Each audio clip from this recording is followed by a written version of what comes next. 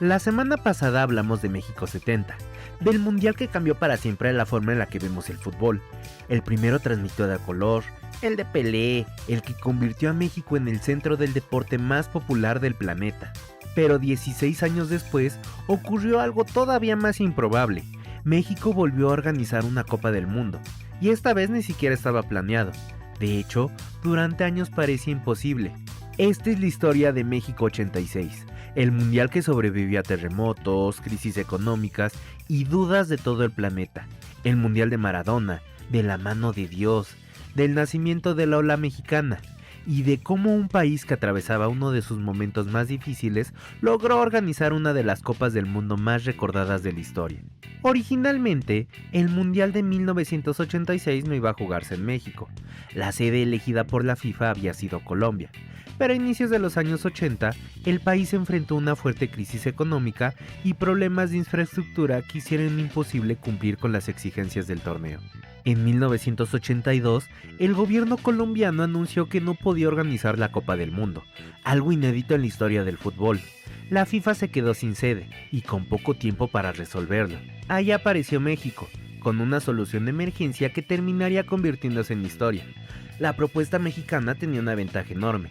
Muchos de los estadios ya existían gracias al Mundial de 1970. La infraestructura estaba lista, la experiencia también. Sin embargo, no era una decisión sencilla. Estados Unidos y Canadá también mostraron interés, y sus candidaturas tenían un argumento fuerte. El fútbol empezaba a crecer en el norte del continente y había una intención clara de llevar el torneo a nuevos mercados. Pero la propuesta de México terminó convenciendo más a la FIFA por algo claro. Ya sabían lo que significaba organizar un mundial. El país no partía de cero. Venía de haber sido sede en 1970, con estadios icónicos como el Azteca ya probado en la historia del fútbol, y con una logística que la FIFA conocía bien. Eso reducía riesgos en un momento en el que el cambio de sede ya había sido de emergencia. Además, México ofrecía algo que los otros no podían igualar en ese momento: una afición con experiencia mundialista y una cultura futbolera ya instalada a nivel internacional. En mayo de 1983 llegó la noticia. México sería la sede de la Copa del Mundo de 1986. Se convertiría así en el primer país de la historia en organizar dos mundiales. Parecía que todo estaba listo, hasta que ocurrió la tragedia. El 19 de septiembre de 1985, un terremoto de magnitud 8.1 sacudió la Ciudad de México. Miles de personas murieron, decenas de miles quedaron sin hogar, y durante semanas surgió una pregunta inevitable. ¿Debía cancelarse el mundial? Muchos pensaban que sí. Parecía imposible organizar una Copa del Mundo apenas unos meses después de una catástrofe de semejante magnitud. Pero ocurrió algo extraordinario. El país decidió seguir adelante. Los estadios no habían sufrido daños graves.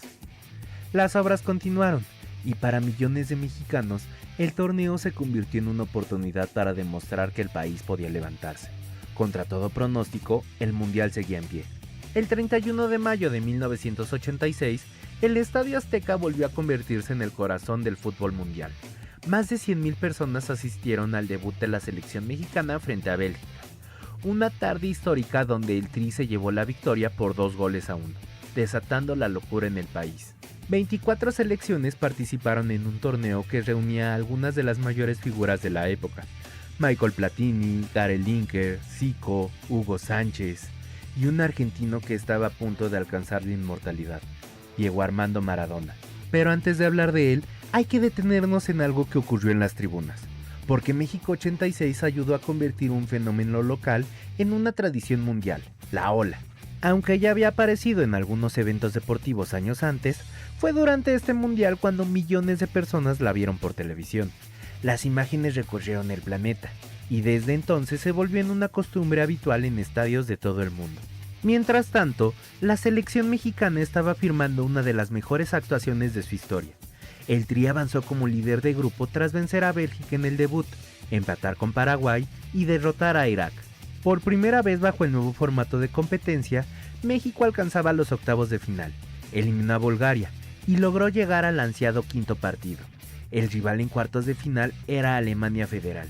El encuentro fue tan cerrado que terminó definiéndose en penales, y una vez más el sueño mexicano terminó desde los 11 pasos. La eliminación fue dolorosa, pero aquella generación dejó una de las actuaciones más recordadas del fútbol mexicano en una Copa del Mundo.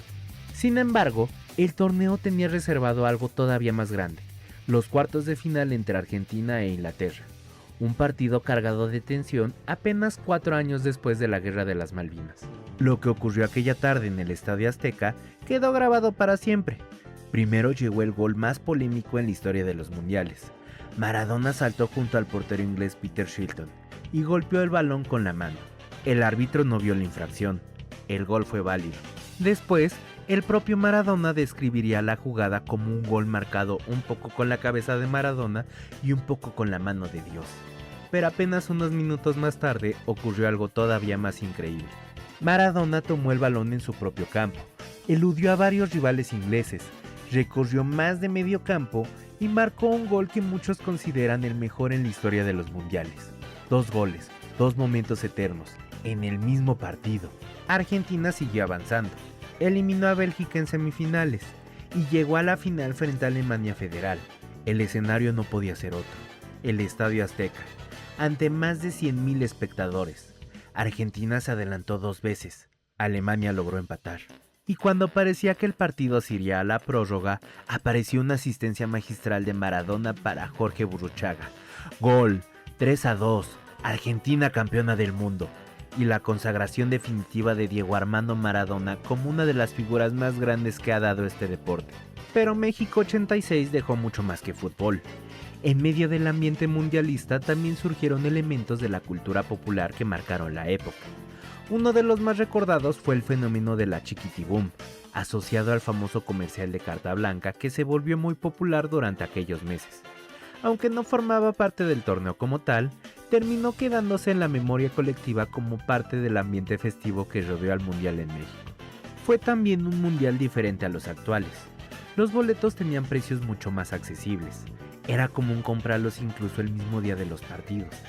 Y la relación entre aficionados y jugadores era mucho más cercana de lo que imaginamos hoy. Pero sobre todo fue un mundial que llegó en el momento exacto, porque después del terremoto de 1985, México necesitaba una razón para mirar hacia adelante, y durante un mes entero el país volvió a convertirse en el centro del planeta. ¿Y tú qué opinas? Te leo en los comentarios. Muchas gracias por llegar hasta esta parte del video. Si te gustó, me ayudas mucho compartiéndolo, dejándole un like y suscribiéndote en caso de que aún no lo estés. En las pantallas finales te estarán apareciendo más videos que puede que sean de tu agrado. Mi nombre es Andrés y esto fue un episodio más de La Nota Perdida.